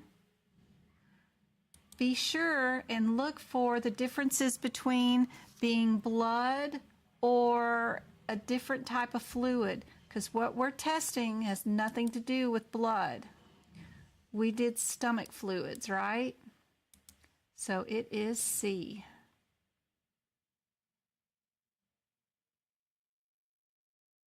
I think y'all really like those guideline questions that I wrote. I'll try to do some more for Monday. That would be cool. I'm working on an integumentary and musculoskeletal document that's going to help you guys for preparing for the certification exam for those two sections together in one document. Just what guidelines you need to know, the differences between certain codes and how to code them on the exam, what you need to be looking for, all in one document. It's going to be super helpful. Almost done with that one. I just finished publishing and put out the one for ICD-10. I hope the ones that have gotten it have enjoyed it. It tells you what top 10 ICD-10 guidelines to know for the exam, and then gives you how to never ever not get an ICD-10 question wrong again, and how to look for the headers before the descriptors in ICD-10 to get the correct answers. So it's got a lot of tips in it and tons of examples that you can write in your ICD-10 book around those 22 coding concepts, so that if you have a scenario with a bunch of burns or an injury or an adverse effect, how would it be coded? You can just write it near those codes, and then that way you'll know the answer is when you get a question with those in that particular genre. So you just need to add those notes to the code book and you'll be good for the exam for sure. I hope that's been helpful to whoever's purchased it. And hopefully I'll get out that integumentary and musculoskeletal one out real soon. I hope this has been helpful, guys. I will try to go live again on TikTok. I need to do some book prep on some section. Cardiology, I think. And so I can get that posted out to the YouTube members. So I will be on this weekend working on that. That's awesome, Casey. I'm so glad you're watching those workshops. Aren't they awesome? And remember, you're learning from the exam point of view, not real life coding. So real life coding is different, but that's okay. You'll learn on the job. Don't worry about that, because it'll be different at every office anyway. But this is a perfect way to stop the video, try the question yourself, and then see if you got the answer right. It's all concentrated into one area. for 1 3-hour session, right? So it's awesome. I hope this has been helpful, guys. We'll do another one. Another workshop is going to be, my next one will be August, 16th or something? 13th. Probably around August 13th. And we'll just do a bunch of questions from all 17 sections of I'll try to get through all 17 sections in 3 hours. A couple of questions from each section. A couple of anesthesia, a couple of E&M, a couple of integumentary. We'll just do the whole exam as a mini 3-hour exam. And we'll do that on our next workshop on August the 13th. So I hope that will be helpful, and I will see you guys again either on TikTok or on Monday. Thank you guys for the thumbs up and tapping the screens on TikTok. Y'all are awesome. And thank you for the 3,000 likes and all the thumbs up. I love you guys, and I will see you again on Monday. Best of luck tomorrow on your exams. Best of luck. Y'all are going to do just fantastic. And you're going to come back here on Monday and tell me how y'all passed. It may be the next